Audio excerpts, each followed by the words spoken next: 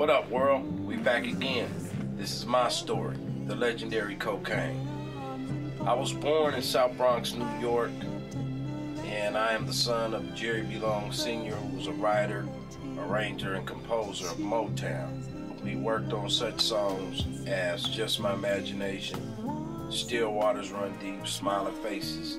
So music has always been in my household since I was knee-high. I moved from New York when I was 3 years old to California. I'm growing up in Pomona.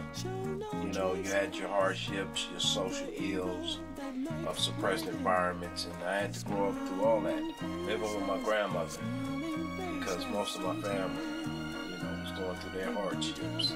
In the 70s growing up, listening to your George Clintons, listening to your Fatback, your Ohio players, all that I emulated from the time I was a kid. So when rapping was coming along, back when Grandmaster Flash and them did their thing, it was the new rock and roll.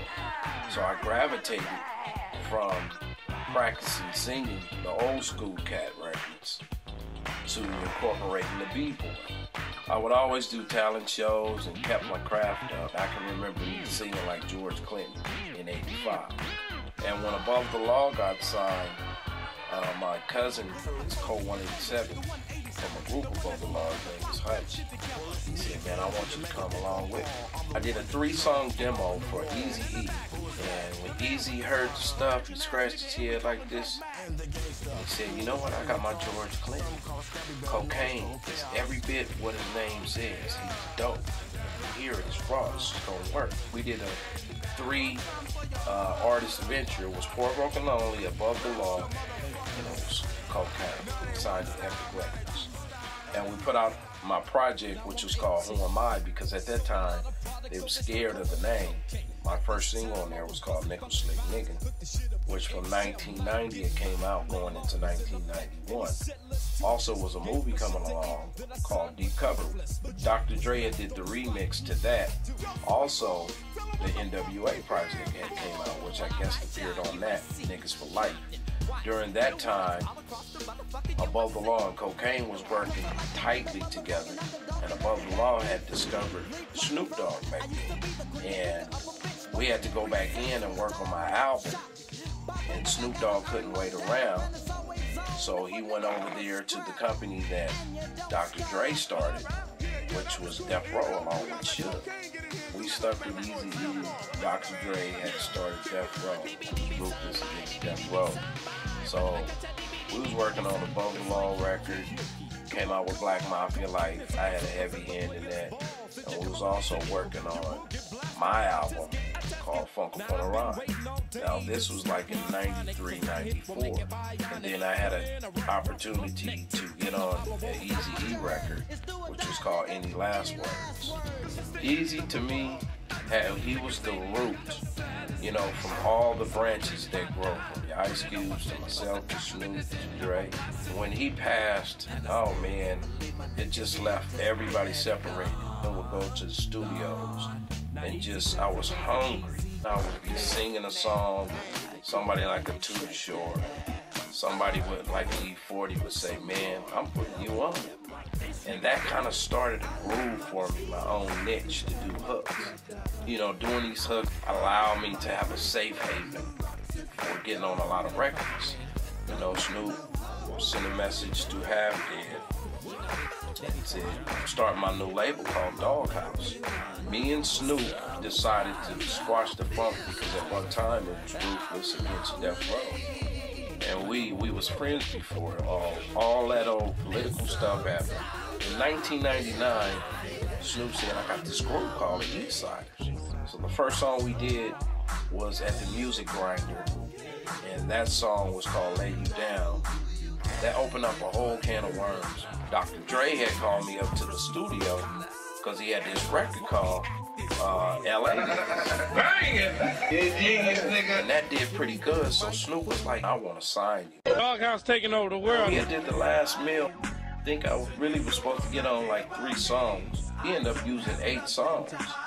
And that record right there, The Last Meal, is really a classic. It did extremely well, so it really catapulted my name out there. it moved from just being from underground to being on a big scale. I have done such cuts like Wrong Idea, with Badass, Half Dead, Snoop, all the way from the Eazy-E, all the way from Puffy, Busta Rhymes. I am really the most featured artist in the world, and that's a blessing. As what goes up, it must come down. It's over there at MCA, but they had to file Chapter 11. So everybody basically went their separate ways. The East Siders, I went my way, Snoop went his way. It allowed me to take some time off, reflect on life, because I have 8 wonderful children and a beautiful wife I've been married to for like 21 years, and move up to Seattle. So I met this brother by the name of Eric Romas. We wanted to put this situation together called Buddy Boy Entertainment. It was time for me to step out on an independent scale. So I hooked up with this cat named Jay Wells, who's a mutual friend I've been knowing for years. And he heard some of the stuff that I was doing, and he said, "Man, you still on it. Your name is still out there. You got on a record, Malice in Wonderland, Snoop Dogg." And he said, "Man, send me something." So when I sent him something, it was like magic. I linked up with Crazy Tunes this year. One of my dudes way back, and I wanted to put this mixtape together called On the Back Streets. I have Snoop Dogg on there, I have Above the Law on there, I have LC, I have Ice Cube, and it's all orchestrated. Real master by Crazy Tunes. That's a prelude to the album, y'all. I want to take something from a testimonial point of view and have such songs like "Have You Made a Difference in Your Hood?" and perpetuate that positivity, because us as rappers, us as singers, we do have an obligation to go ahead and start standing up and being responsible enough to say, people follow us, people really listen to us. This Give Me All Mine project, you're going to see something that's well-rounded. You're going to see the testimony of the most featured artists in the world, touching on social ills. Also, at the same time, I'm a work in progress, so therefore I got your ass shaking songs, some down south songs, because we don't want to leave nobody out. When you hear this Kokane record, you're going to be inspired, you're going to be touched, and that's what this project is about. The Twilight Zone video, it's out. I have Q, I have Snoop in there, Above the Law, I have Down, I have Rob Rax, I have Mr. E, Chill, produced by Chill, from the legendary Company's Most Wanted. Big ups to all my funketeers out there. Let everybody know the OG funk is about to return. Kokane, listen up. The legend continues.